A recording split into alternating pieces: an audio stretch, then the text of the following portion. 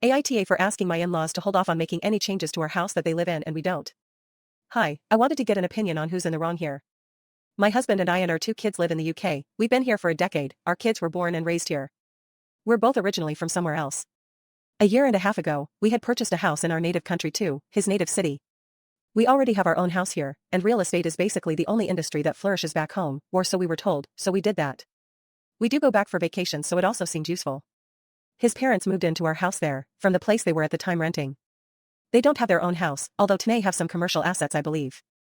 We were for it, it makes sense for them to live there rather than it being empty, and when we last visited they had maintained it as a proper home, which was wonderful.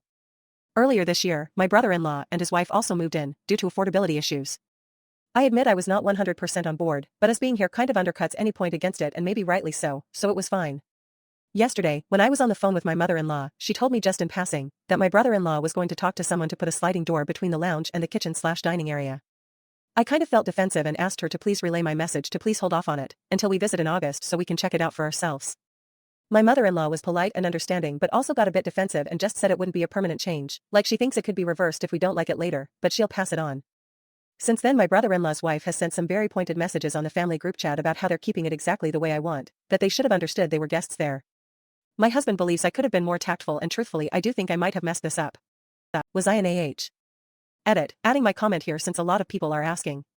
Yeah, there's no rent. I guess it's because we really weren't going to charge his parents rent, and then his brother-in-law moved in on the pretext of financial issues, and since we already weren't collecting rent, it just never came up. And yes, exactly, if it made sense when we went there in August, I'd rather we just do it and pay for it ourselves if it works with the setting.